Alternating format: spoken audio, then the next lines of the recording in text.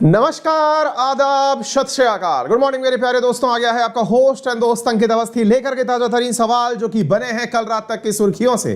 स्वागत है मेरे सभी मित्रों का जो मेरे साथ में इस समय लाइव जुड़ चुके हैं। अपने सभी मित्रों को लाइव आने का इन्विटेशन भेज चुके हैं। पेन पेपर हाथ में है, इंडिया और वर्ल्ड का मैप साथ में है। तारीख है 1 फरवरी 2022। रियल न्यूज एंड एनालिसिस सभी प्रतियोगी परीक्षाओं के लिए बेहद महत्वपूर्ण। फिर चाहे आप यूपीएससी, एसएससी, बैंकिंग, रेलवे, जिस भी एग्जाम की तैयारी कर रहे हो, यदि वहां पर current affairs with proper analysis पूछा जाता है तो आपके सेशन में स्वागत है।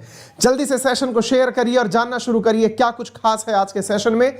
शुरुआत करते हैं सबसे पहले प्रश्न से और जानकारी के रूप में जानकारी मिलती है कि हाल ही में भारत की यात्रा पर आए हुए हैं परम मित्र ओमान से उनके प्रतिनिधि। जी हां मेरे प्यारे साथियों, ओमान भारत का कितना खास मित्र है, आज के सेशन में आप जानेंगे और समझेंगे कि ओमान की मित्रता भारत के लिए अंतरराष्ट्रीय रूप से कितनी महत्वपूर्ण है, अंतरराष्ट्रीय स्तर पर रक्षा के क्षेत्रों में। साथ में इसी के साथ में एक अन्य और खबर की जो बन रही है वो है पर्यावरण से संबंधित, और पर्यावरण से संबंधित बन रही खबर के अंदर हाल ही में एनजीटी ने कहा है कि fly ash management and utilization mission का गठन किया जाना चाहिए। क्या है ये फ्लाई ऐश, आज के सेशन में समझने का प्रयास करेंगे। ठीक इसी प्रकार से हाल ही में आर्थिक सर्वेक्षण 2021-22 जारी हुआ। 2021-22 के अंदर प्रमुख 3 सुधारों की बात की गई है, यानी आर्थिक सर्वेक्षण के अंदर कहा गया 3 चुनौतियां बताई गई हैं।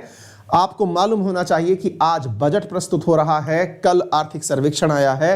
चर्चा करेंगे कितना खास होता है आपके पेपर के पॉइंट ऑफ व्यू से देश के लिए आर्थिक सर्वेक्षण और साथ में बजट। तमाम बातें आज के सेशन में आपके साथ की जाएंगी। ठीक इसी प्रकार से 2 खबरें जिनको हमने आपको आज से एक वीक के पहले यानी कि लास्ट वीक में पढ़ाया है, इस वीक में हमें उनको अपडेट देने का मौका मिल रहा है। और खबर यह है कि सुप्रीम कोर्ट ने 12 विधायकों का निलंबन रद्द कर दिया है। याद करिए, आज से मुश्किल से 4 दिन पहले मैंने आपको पूरा एपिसोड समझाया था। महाराष्ट्र के विधायक जिन्हें जुलाई में सस्पेंड किया गया था, उनका सस्पेंशन सुप्रीम कोर्ट ने क्या कहते हुए रद्द किया, आज के सेशन में आप जानेंगे। ठीक इसी प्रकार से इसी शनिवार को मैंने आपको बताया था कि आरबीआई के द्वारा बैड बैंक को परमिशन नहीं दी जा रही है। क्या कारण था बैड बैंक को परमिशन नहीं देने का, और हमने मॉर्निंग में यह सेशन किया है और इवनिंग में बैड बैंक को आरबीआई की परमिशन प्राप्त हो गई है। जी हां मेरे प्यारे साथियों, बैड बैंक जो है वो बनकर के तैयार हो चुका है, अप्रूवल मिल चुका है। आज के सेशन में उसकी भी चर्चा की जाएगी। फाइनली आरबीआई के द्वारा अप्रूवल, यानी ये 2 खबरें वो हैं जो अपडेट में आपको दी जा रही हैं, आज के सेशन में आपको ये बताई जाएंगी। इसके साथ साथ अन्य महत्वपूर्ण खबरें जो अन्य परीक्षाओं के पॉइंट ऑफ व्यू से काफी महत्वपूर्ण हैं, और उनमें है विश्व कुष्ठ दिवस हर साल जनवरी के अंतिम रविवार को मनाया जाता है। 2022 महिला हॉकी एशिया कप टूर्नामेंट में भारत ने चीन को 2-0 से हटा करके कांस्य पदक जीता है। पेटीएम मनी भारत का पहला इंटेलिजेंस के साथ, आर्टिफिशियल इंटेलिजेंस के साथ एक एप्लीकेशन प्रस्तुत किया है जिसका नाम पॉप्स रखा गया है। होंडुरास की पहली महिला राष्ट्रपति बनकर आई हैं शियोमारो कास्त्रो। साथ में किरण बेदी के द्वारा हाल ही में एक किताब लिखी गई है जिसका नाम है फियरलेस गवर्नेंस। इसी प्रकार से निकोबार द्वीप समूह में हाल ही में एक नया परजीवी पौधा खोजा गया है। भारतीय प्रौद्योगिकी संस्थान जोधपुर के शोधकर्ताओं के द्वारा हाल ही में एआई आधारित एक चेस्ट का एक्सरे विकसित करने की तकनीक बनाई गई है। साथ में भारत का पहला भूवैज्ञानिक पार्क मध्य प्रदेश के जबलपुर के लम्हेटा में बनाया जाएगा। छठा पैन इंडिया महिला हॉकी चैंपियनशिप, अर्जेंटीना ने चिली को हरा दिया है। महाराष्ट्र के अनुसूचित जाति की उद्यमियों की संख्या सबसे अधिक पाई गई है। ये तमाम खबरें आपके साथ आज के सेशन में डिस्कस की जाएंगी। जल्दी से सेशन को शेयर करिए, तमाम साथियों को लाइव आने का इन्विटेशन भेजिए और जानिए कि यदि आप चाहते हैं मेरे साथ जुड़कर अनअकैडमी पर पढ़ना तो मेरा रेफरल कोड है अंकित10, जिसका यूज करके आप अनअकैडमी पर कोई भी सब्सक्रिप्शन प्राप्त करें विद 10% डिस्काउंट आप उसे प्राप्त कर सकते हैं। आसानी से आपके मन में जो सब्सक्रिप्शन आए उसको विद एडिशनल डिस्काउंट प्राप्त कर सकते हैं। आप सभी साथियों को तहे दिल से बहुत सारा धन्यवाद कि आज वाईफाई स्टडी 2.0 पर हमारा परिवार बढ़कर हो चुका है 4 मिलियन प्लस। जी हां मेरे प्यारे साथियों, आप सबके सहयोग, आप सबके प्यार और विश्वास से हमारा ये छोटा सा अंकित परिवार अब धीरे धीरे अपने पंख पसारते हुए 4 मिलियन प्लस सब्सक्रिप्शंस तक पहुंच गया है, सब्सक्राइबर्स तक पहुंच गया है। आप सभी को इसकी हार्दिक शुभकामनाएं। आज सेशन के दौरान आपके साथ इसका सेलिब्रेशन भी किया जाएगा तब तक के लिए आप अपने सभी परिवारजनों को, जो भी आपके साथ आज उपस्थित हैं, उन्हें अपने साथ आमंत्रित करें, क्योंकि अल्टीमेटली ये आपका और हमारा संयुक्त प्रयास है जिसे आज के सेशन में सेलिब्रेट किया जाएगा। कुछ यादें आपके साथ साझा की जाएंगी। इस चैनल के विकास क्रम में आपको बताया जाएगा किस प्रकार से आपने ये और हमने मिलकर के यह मुकाम हासिल किया है। मेरे प्यारे साथियों, आपके लिए आज हम लोग एक और बेहतरीन कार्य करने जा रहे हैं, और वो कार्य इस प्रकार से है कि अनअकैडमी पर सामान्यतया आप लोगों ने वाईफाई स्टडी या अनअकैडमी जहां पर भी देखा, एडुकेटर को ही बोलते हुए सुना, लेकिन आपकी बातें हम नहीं सुन पाए। सामान्यतया यूट्यूब पर पढ़ने वाले विद्यार्थी जब भी हमसे बात करते हैं, वो हमसे बात तो करते हैं, बात करने तो चाहते हैं, व्हाट्सएप चैट या इन चैट के माध्यम से करते हैं। आज अनअकैडमी ने आप लोगों के लिए अपने ही एप्लीकेशन पर एक डेफिनेटली बहुत ही शानदार टेक्नोलॉजी विकसित की है, जिसमें आप अपने एप्लीकेशन पर, आप अननोन भी हैं, बिना सब्सक्रिप्शन के भी हैं, कोई चीज नहीं, तो भी आप मुझसे बात कर पाएंगे। आप मुझसे बिना फोन नंबर लिए भी डायरेक्ट कॉल कर पाएंगे, यानी ना तो आप टेलीग्राम पर बात कर रहे हैं मुझसे, ना व्हाट्सएप पर बात कर रहे हैं। ये सारी फैसिलिटी अनअकैडमी के एप्लीकेशन पर आज के ओपन हाउस में। तो आज का सुबह ओपन हाउस 10:15 पर आप सभी को इनवाइट किया जा रहा है। आप मेरे साथ जुड़ें और उस संवाद कार्यक्रम में हिस्सा बने।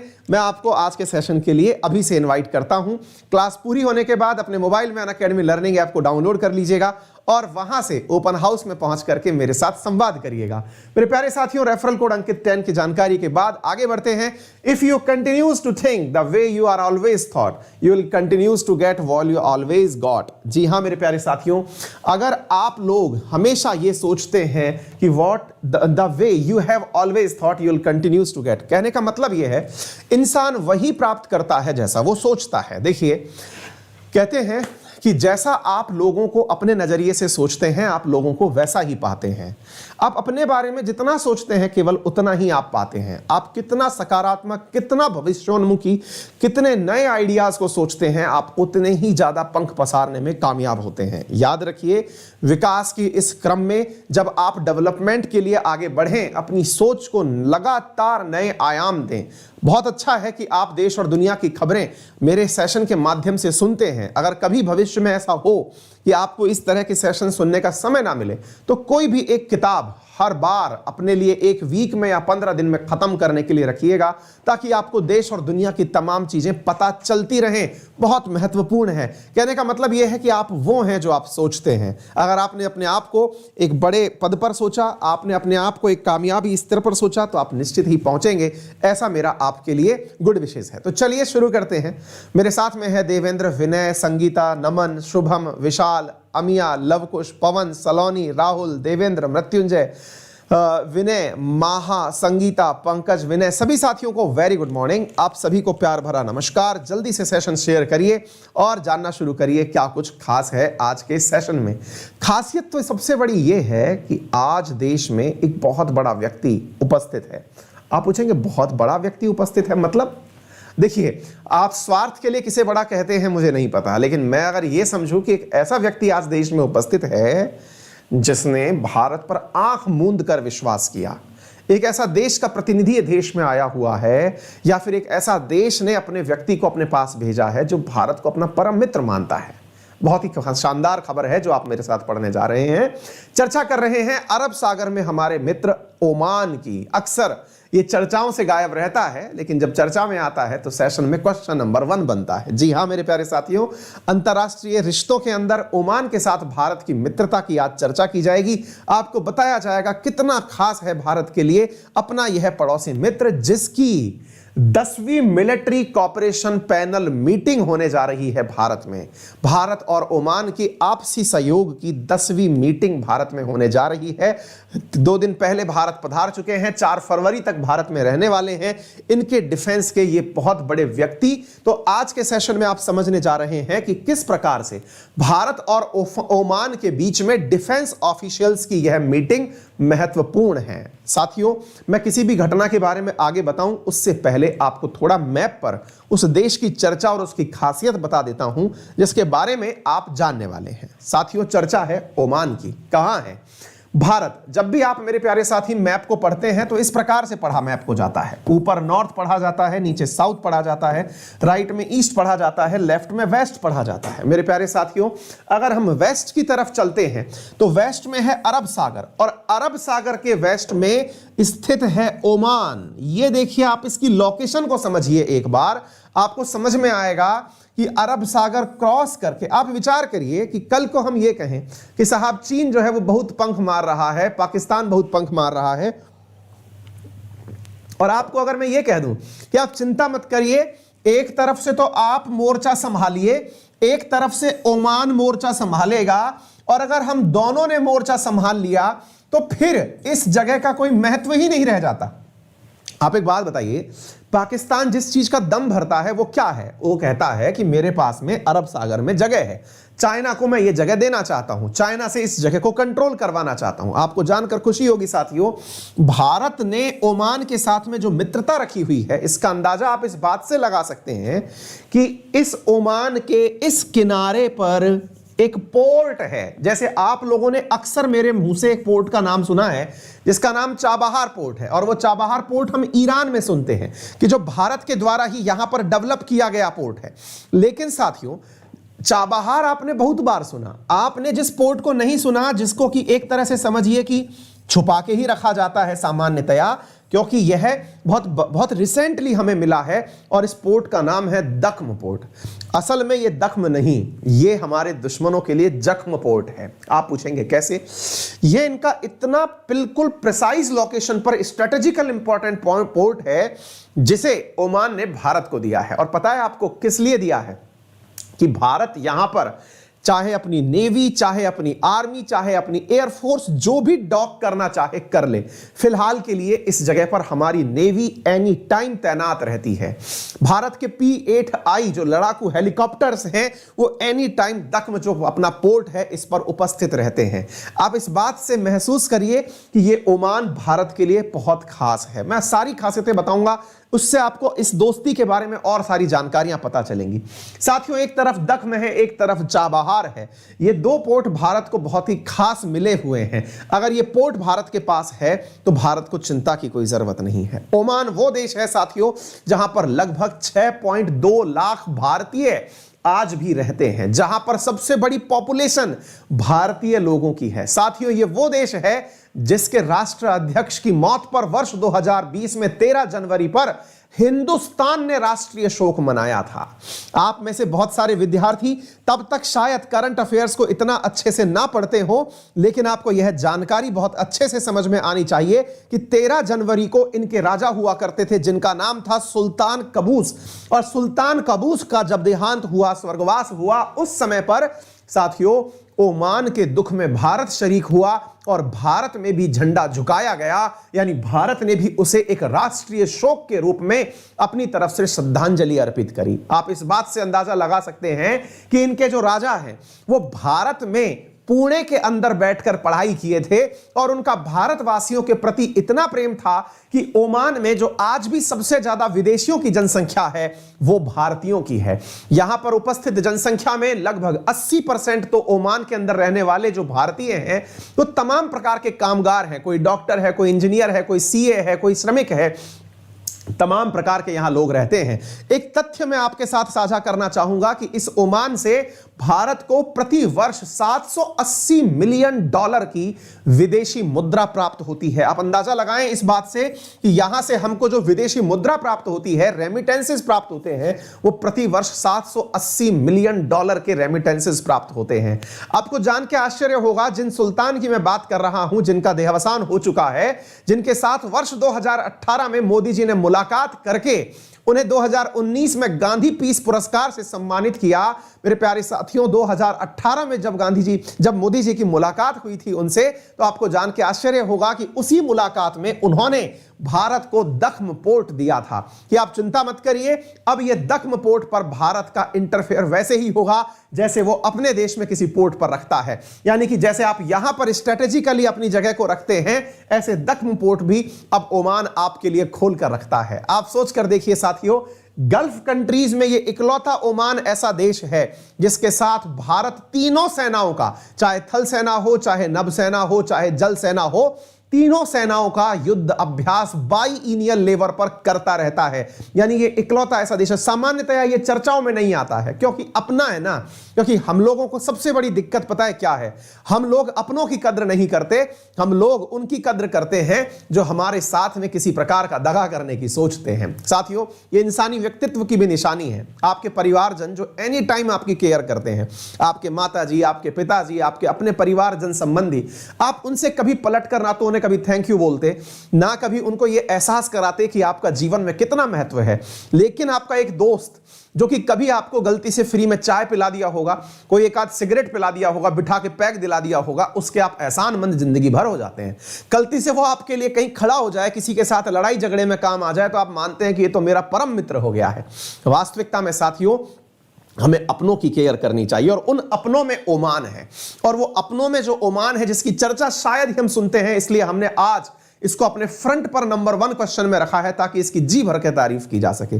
2018 में इसने भारत को अपना दख्म पोर्ट दिया, एक ऐसा पोर्ट दिया जिसने कि चीन के मंसूबों पर पानी फेर दिया। साथियों, शायद कहा जाता है वही सदमा है जिसके चलते हुए चीन अपने द्वारा चाइना पाकिस्तान इकोनॉमिक कॉरिडोर को लास्ट 2 साल से ठंडे बस्ते में डाल के पटका हुआ है। ठंडे बस्ते में मतलब यह है कि शुरुआत में उसने जो काम करना था वो किया, उसके बाद से वो उसको पूरी तरह ठंडे बस्ते में डाल के पटका हुआ है। काम आगे नहीं बढ़ रहा है। चीन कहता है कि पाकिस्तान ने जो कर्जा लिया है पहले वो चुका है, फिर आगे बढ़ेंगे। कारण ये है कि चीन ने भारत को घेरने के लिए जो रणनीति बनाई थी वो स्ट्रिंग ऑफ पर्ल्स थी। कहते हैं कि उसने चारों तरफ से, इधर बांग्लादेश, इधर श्रीलंका, इधर पाकिस्तान, तब सबको बिठा करके भारत के सामने एक स्ट्रिंग ऑफ पर्ल्स बना दी। लेकिन भारत भी समझदार निकला। उसने कहा कि बेटा कोई बात नहीं, तुम्हें सैंडविच बना के मारेंगे। भारत ने एक तरफ तो अपनी सीमा रेखा जो 7600 किलोमीटर के आसपास है उसे पकड़ के रखा, और दूसरी तरफ मेरे प्यारे साथियों चीन को पहना दिया डायमंड्स का नेकलेस। कहते हैं कि अंतरराष्ट्रीय स्तर पर भारत के द्वारा जो रणनीति चीन को घेरने के लिए बनाई गई उसे नेकलेस ऑफ डायमंड कहते हैं, क्योंकि भारत ने बहुत ही प्यारे मित्र इंडियन ओशियन रीजन में प्राप्त किए हैं। आइए मैं आपको डायमंड ऑफ नेकलेस का नजारा दिखाता हूं, कैसे भारत चीन को घेरता है। मैं आपको वो बताता हूं जिसमें दख्म पोर्ट का क्या महत्व है, आपको वो समझ में आएगा। देखिए मेरे प्यारे साथियों, अक्सर जब हम अंतरराष्ट्रीय स्तर की बारे में बात करते हैं तो हम कहते हैं कि चीन ने हम्बनटोटा पोर्ट बना लिया, यहां पर पाकिस्तान के अंदर ग्वादार पोर्ट बना लिया, यहां पर इसने क्या बोलते हैं सितवे के आसपास पोर्ट बना लिया, बांग्लादेशियों के साथ दोस्ती कर ली और भारत को घेरने के लिए इसने इस तरह की हरकत कर दी।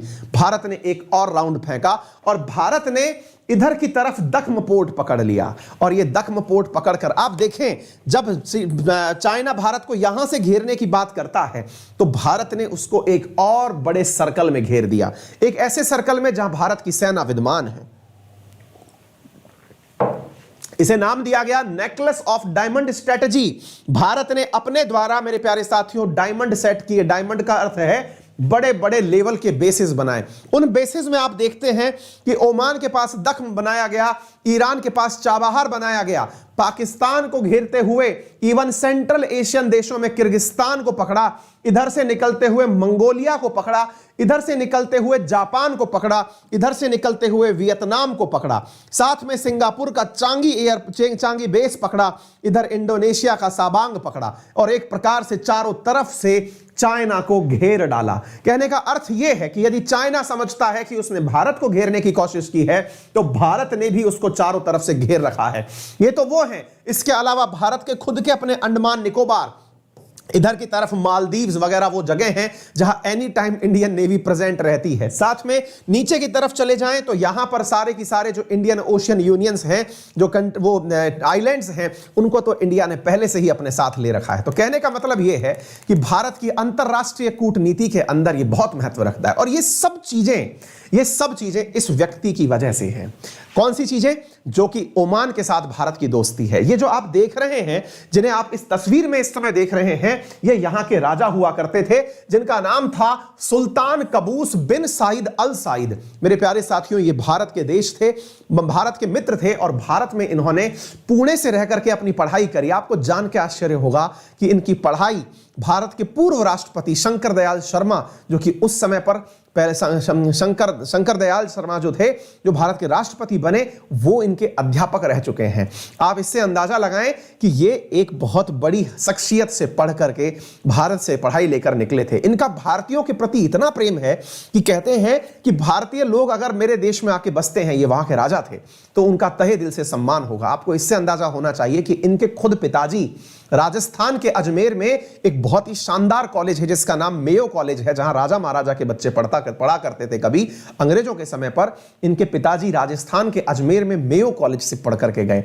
तो इनका भारत के प्रति गहरा लगाव रहा है और उसी लगाव का नतीजा है कि भारत इनके साथ में हमेशा एक मतलब ऐसी साझेदारी रखता आया है। तो आप पूछेंगे आज क्यों खास है?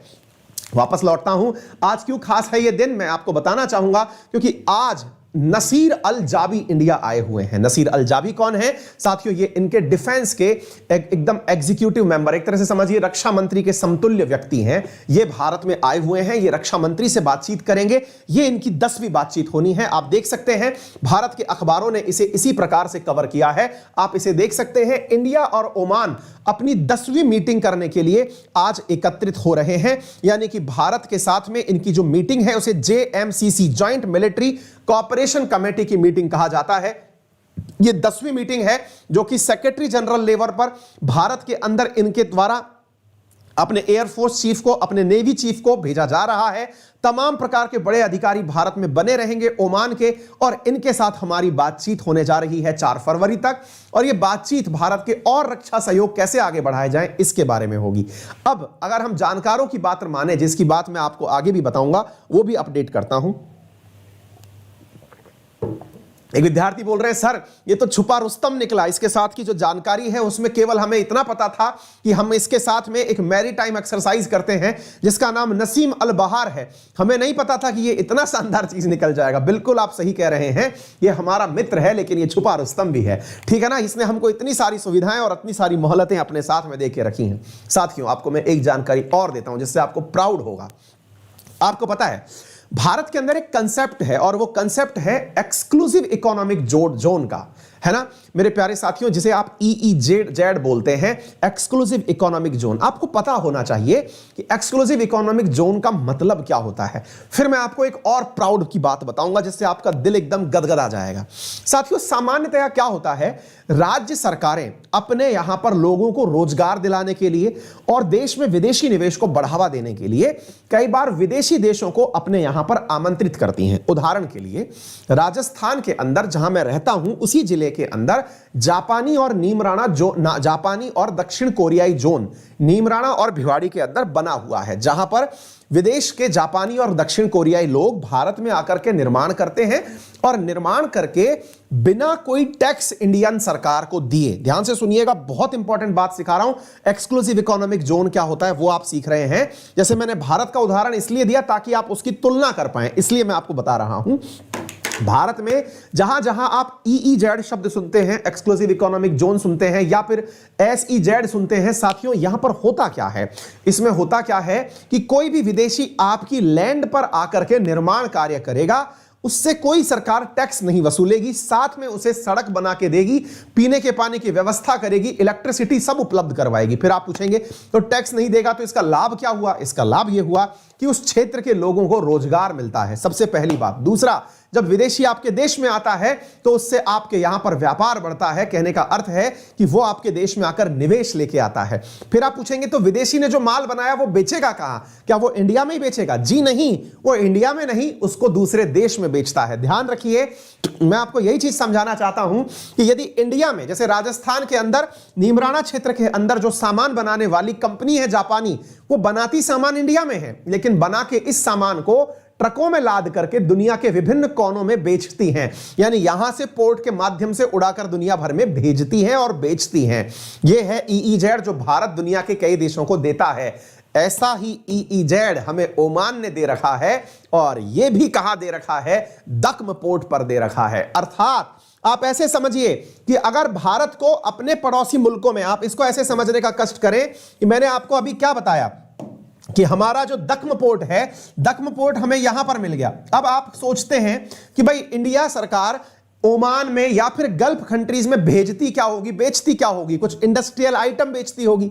आप सोचिए कि आपको यहीं पर कोई जोन मिल जाए, ऐसा क्षेत्र मिल जाए जिस पर आप आराम से अपना माल बनाएं और पड़ोसियों को बेचकर खिलाएं। मेरे प्यारे साथियों, यही सारा कार्य ओमान के दक्म पोर्ट में होता है, जहां पर भारत की कई बड़ी कंपनियां इंक्लूडिंग अंबानी, अडानी और भी जो प्राइवेट हाउसेज हैं, ये अपने यहां पर SEZ के अंदर इंफ्रास्ट्रक्चर प्रोजेक्ट लगा करके माल बना के पड़ोसी देशों में बेचने के लिए जाते हैं। तो कहने का अर्थ यह हुआ कि आज आपने बहुत दिनों बाद जाकर के किसी एक ऐसे देश के बारे में जाना जिसकी चर्चाएं जनरली सामान्य चर्चाओं में नहीं आती हैं। आप उन्हें रेगुलर मेरे साथ नहीं सुनते हैं, लेकिन सुना तो आपने पूरा डिटेल से उसके बारे में जान लिया। अगर आपको यह जानकारी समझ में आ रही हो तो आपके वीडियो के नीचे एक ऑप्शन है शेयर करने का, और मैं आपको एक निवेदन करना चाहूंगा। और निवेदन क्या है जी, आमंत्रण करना चाहूंगा, क्योंकि आपके तो थर्ड क्वेश्चन के बाद में हम कोशिश करेंगे कि आप सबके साथ में हमारे 4 मिलियन का शेयर किया जाए, 4 मिलियन का जो सेलिब्रेशन है वो आपके साथ शेयर किया जाए। तो आप सबसे निवेदन है कि अपने तमाम साथियों को लाइव आने के लिए इनविटेशन भेज दीजिए, ताकि हम सब लोग मिलकर के वाईफाई स्टडी 2.0 पर जो अपने आज परिवार के अंदर सदस्यों की संख्या का इजाफा सेलिब्रेशन के रूप में करने की बात कर रहे हैं, इसको अपन एंजॉय कर सकें। जल्दी से सेशन शेयर करिए। तमाम साथियों को तमाम प्रकार की शुभकामनाएं। आइए साथियों, तो उम्मीद है आप लोग ये बातें समझ गए हो। ये सब चीजें आपके सामने गवाह है इस बात का। देखिए, भारत सरकार का प्रॉपर तरीके से मैसेज है कि हम जब उन राजा का देहांत हुआ तो हमने अपने देश के अंदर किस प्रकार से वो रखा था। मैंने जो बातें बताई वो सारी चीजें यहां पर विद एविडेंस लिखी हुई हैं, आप चेक कर लीजिएगा। दक्म पोर्ट और उसकी विशेषता, ये सारी बातें मैंने आपको यहां पर बता दी हैं। सेशन को शेयर करना जारी रखें और आगे बढ़ते हैं साथियों। आज सेकंड क्वेश्चन पर मैंने अंतरराष्ट्रीय स्तर का प्रश्न नहीं लिया। सामान्यतया होता यह है कि मैं उन प्रश्नों को अवॉइड करता हूं जिन्हें आप बहुत बार पढ़ चुके होते हैं, तो कुछ कोशिश करता हूं कि आपको नया दूं। इसी नए क्रम में आज मैंने एक एनवायरनमेंट का प्रश्न आपके लिए लिया है। क्या है प्रश्न, आइए। एनवायरनमेंट में हाल ही में नेशनल ग्रीन ट्रिब्यूनल NGT ने सरकार से कहा है कि देखिए जनाब, जो फ्लाई ऐश है इसका प्रबंधन करिए, नहीं तो दिक्कत हो जाएगी। हम पेनल्टी लगाएंगे, 1000 रुपया पर टन के हिसाब से हम आपके ऊपर जुर्माना लगाएंगे। कॉल सेंटर से बोल दो, नहीं तो हम सख्त अंदाजा अपना लेंगे। आप में से कईयों को समझ में नहीं आएगा ये फ्लाई ऐश होता क्या है और सरकार मतलब NGT चाहती क्या है, और कईयों को तो यही नहीं पता होगा कि NGT है क्या। सारी बातें बताते हैं। नेशनल ग्रीन ट्रिब्यूनल की बात कर रहे हैं, जिसने सरकार से कहा है कि जनाब तुरंत fly ash management and utilization mission को एक्टिवेट करिए। बहुत ज्यादा इंपॉर्टेंट है एनवायरनमेंट पर्सपेक्टिव से। कृपया करके इसे आप अपने पास एनवायरनमेंट के अंदर लिख लें। किस चीज की डिमांड करी है NGT ने, नेशनल ग्रीन ट्रिब्यूनल। कृपया करके एक तो आज इसकी रिसर्च कर लें प्रॉपर तरीके से। आदर्श कुमार गोयल नाम पता है, उसके अलावा भी मैंने कई बार इसके बारे में विशेषताएं बताई हैं। आज प्रॉपर तरीके से इसका नोट्स बना लीजिएगा NGT का। NGT ने सरकार से क्या कहा है, fly ash management and utilization mission को एक्टिवेट करिए। अब आप जानना चाहेंगे, इसमें एक शब्द जुड़ा हुआ है, दैट इज फ्लाई ऐश। हमको अंग्रेजी की हिंदी तो पता है, फ्लाई का मतलब उड़ना है, ऐश का मतलब राख है, और सुनकर के लगता है उड़नी राख है ना। अब ये उड़नी राख क्या है, इसके बारे में मैं अब आपको आज के सेशन में बता रहा हूं। असल में इसका मैनेजमेंट और यूटिलाइजेशन मिशन क्या है, इसके बारे में मैं अब आपको बताता हूं। सरकार ने ये एक्शन मतलब NGT ने ये क्यों कहा, क्योंकि रिहंद रिजर्वायर के अंदर फ्लाई ऐश की वजह से काफी दिक्कतें हो रही हैं। तो चलिए मैं अब आपको सारी बातें बताता हूं। देखो प्यारे बच्चों, आप सबको मालूम है कि भारत के अंदर जो ऊर्जा का यानी बिजली का सबसे बड़ा सोर्स है वो है कोयले से बनी हुई बिजली। कोयले से बनी हुई बिजली का मतलब क्या हुआ, इसका मतलब यह हुआ जनाब कि अच्छा आपको पता नहीं, ये जानकारी होगी या नहीं, हालांकि होनी तो चाहिए, और नहीं भी है तो थोड़ी सी समय में जान जाएंगे। कोयले से बिजली बनती कैसे है, इस बात को एक बार के लिए व्यवहारिक रूप से समझ लीजिए। ऐसा नहीं है कि एक भट्टी है और उस भट्टी में आपने कोयले डाल दिए और आपने कोयले जला दिए, कोयले जला करके यहां पर इलेक्ट्रिसिटी बन के आ गई। ऐसा नहीं होता है। तरीका यह है साथियों कि कोयले जो है ना, इनको निश्चित ही जलाया तो जाता है, लेकिन जला करके इन कोयलों से पानी को गर्म किया जाता है। साथियों ध्यान से समझना, बहुत से लोगों को यह बात पता ही नहीं होती कि असल में बिजली बनती कैसे है कोयले से। भारत में सबसे ज्यादा बिजली कोयले से बनती है, लगभग 2 लाख यूनिट इसी की वजह से बनती है। क्या है, आइए मैं 2 लाख मेगावाट। देखिए होता क्या है साथियों, कोयला जो है ना, समझिए कि मैं आपको ऐसे समझा रहा हूं, एक व्यावहारिक रूप से समझिए। एक बर्नर लगा हुआ है, इसके अंदर से आपने कोयले जलाए, कोयले जलाने से कोयले ने ज्यादा ऊष्मा पैदा करी, आपने इसके ऊपर पानी भर के रख दिया। पानी जो है वो पानी इस कोयले की ऊर्जा से बहुत ज्यादा खोलने लगा तो पानी से बनी हुई जो भाप है उसे आपने ट्यूब में भरा और उस भरी हुई ट्यूब को ले जा करके आपने टरबाइन को घुमा दिया। टरबाइन घुमा और मैकेनिकल एनर्जी से आपकी इलेक्ट्रिकल एनर्जी बनकर के तैयार हो गई। घुमाना अल्टीमेटली टरबाइन ही है, चाहे कैसी भी प्रकार की ऊर्जा आप बना लीजिए, चाहे आप न्यूक्लियर एनर्जी बना लीजिए, चाहे आप लोग जो है विंड एनर्जी बना लीजिए, चाहे आप थर्मल एनर्जी बना लीजिए, इन सब में घूमता टरबाइन ही है। केवल सोलर एनर्जी के अंदर, फोटोवोल्टेइक सेल के अंदर आप लोग जो है वो सीधा फोटोन की वजह से इलेक्ट्रिसिटी का उत्पादन करते हैं, जिसमें बिना टरबाइन घुमाए इलेक्ट्रिसिटी पैदा होती है। अधिकांश प्रकार की जो ऊर्जा है वो टरबाइन घूमने से ही होती है। ठीक है, अच्छा, तो ये तो हुआ साहब पानी का गर्म होकर के भाप बनाना और उससे टरबाइन घुमाना, ये तो बिजली पैदा करने का तरीका हुआ। अब आप पूछेंगे पढ़ा क्यों रहे हो? अब मैं आपको बताता हूं। भाई कोयला इन दिनों आपने सर्दियों में भी जलते हुए घर में देखा होगा, नहीं देखा हो तो अंदाजा तो लगा ही सकते हैं। कोयला जलेगा तो ऑब्वियस सी बात है राख बनेगी, है ना भाई। कोयला है, कोयले के अंदर कार्बन है, कार्बन जलेगा तो जल करके बचेगा क्या? राख ही तो बचेगी ना। जब राख बची तो वो राख गई कहां?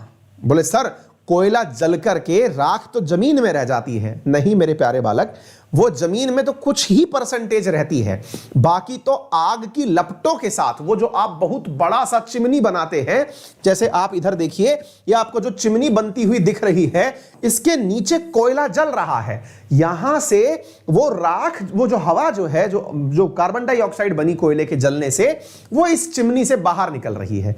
जब वो इससे बाहर निकल रही है तो अपने साथ कार्बन के रूप में राख को लेके उड़ रही है। साथियों मैं लंबे समय तक कोटा में रहा हूं और कोटा शहर राजस्थान के अंदर 5 प्रकार की बिजली पैदा करने के लिए जाना जाता है, इंक्लूडिंग थर्मल और क्या बोलते हैं इसको, वाटर पावर जो हुआ, थर्मल, न्यूक्लियर पावर, सोलर और विंड सब पैदा होता है वहां पर।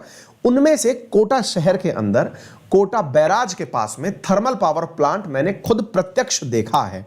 मैं आपको कुछ अनुभव साझा करता हूं जिससे आपको यह बात समझ में आएगी। मेरे प्यारे साथियों, ये कार्बन के जलने से जो इस फनल के माध्यम से गैस बाहर निकली, ये गैस अपने साथ में साथियों कार्बन लेके बाहर आती है। जो उड़ती हुई हवा है वो अपने साथ राख लेके आती है, और ये राख जब इस नोजल से बाहर निकलती है साथियों, ये धुआं जब निकलता है तो वो राख भारी होने के कारण आसपास के क्षेत्रों में बैठने लगती है, यानी कि आसपास के एनवायरनमेंट के अंदर वो राख जमीन पर गिरने लगती है।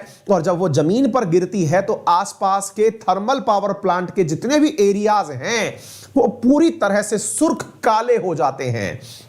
सुनिए ध्यान से, सुर्ख काले क्यों हुए? क्योंकि वो काली राख जो है ना, वो इन पेड़ों की पत्तियों पर जम जाती है, जमीन पर जम जाती है, जमीन फर्टाइल नहीं बचती। साथ में जो पेड़ पौधे हैं वो प्रकाश संश्लेषण करना बंद कर देते हैं, क्योंकि उनके ऊपर वाले पोर्स पर काला कालिख जम चुका है, उनके वेपर जो पोर्स हैं वो खत्म हो चुके हैं। इससे एक बहुत बड़ा नुकसान आसपास के क्लाइमेट पर होता है। साथियों जब सरकारों को यह बात पता चली कि हमने कोयला तो जला दिया, इसकी वजह से जो राख निकली उसको हम फ्लाई ऐश कहते हैं, सरकारों ने इसका प्रबंधन करना शुरू किया। प्रबंधन क्या किया? सरकारों ने प्रबंधन किया कि थर्मल पावर प्लांट वालों से बोला कि आप अपने यहां से निकलने वाली राख को सराउंडिंग में सब तरफ उड़ने से रोकिए, क्योंकि जब वो राख उड़ेगी तो आसपास के क्षेत्रों में जो लोग रह रहे हैं उनके सांस के अंदर भी जाएगी। सांस में जाएगी तो उनके हृदय के अंदर, उनके फेफड़ों के अंदर सिलिकोसिस नामक बीमारी हो जाएगी, क्योंकि उनके लंग्स में जो कोयले के साथ उड़कर आई हुई सिलिका है वो जम जाएगी और फेफड़े प्रॉपर तरीके से ब्रीदिंग नहीं कर पाएंगे। और जब फेफड़े ब्रीदिंग नहीं कर पाएंगे तो सिलिका जमने से व्यक्ति का शरीर जो है वो सरेंडर कर जाएगा। कहने का अर्थ यह हुआ कि वह व्यक्ति जो है वो सरवाइव नहीं कर पाएगा। तो सिलिकोसिस से बचने के लिए यहां पर वैज्ञानिकों ने सलाह दी या एनजीटी ने सलाह दी, किसको सलाह दी? भारत सरकार को सलाह दी। क्या सलाह दी? कहा कि साहब आप एक काम करिए कि ये जो उड़ रहा है इस उड़ते हुए धुएं में पानी मिला दीजिए, और पानी मिलाने से क्या होगा कि आप इसी जोनल में, इसी नोजल में यहीं पर कहीं पर पानी का मिश्रण बनाइए, और जब ये पानी का मिश्रण बन जाएगा तो ये राख जो है ये बह करके पानी के साथ मिलकर के यहां एकत्रित हो जाएगी।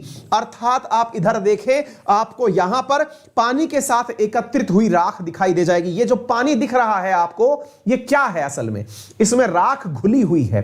पर चक्कर क्या है साथियों? अब मैं आपको एक फैक्ट बताता हूं, आप इससे अंदाजा लगाइए। साथियों, भारत के द्वारा अगर 672 मैट्रिक टन आज तक कोयला उपयोग में लिया गया है, इसको मैट्रिक टन, मिलियन टन जो भी पकड़ लीजिए, तो मेरे प्यारे साथियों आप इससे जानकर आश्चर्य करेंगे कि 672 मैट्रिक टन अगर आप कोयला यूज में लेते हैं तो उसका 1/3 लगभग 222 मैट्रिक टन आप फ्लाई ऐश तैयार करते हैं। आप सोच के देखिए, आपने अगर 600 किलो कोयला जलाया तो उसका 1/3 लगभग 200 किलो मेरे प्यारे साथियों क्या बनकर आता है? धुआं से राख बनकर आती है। अब आप उस राख का करेंगे क्या? वही वाली बात है, जली को आग कहते हैं, भुजी को राख कहते हैं, लेकिन मुसीबत अब यही राख हो रखी है।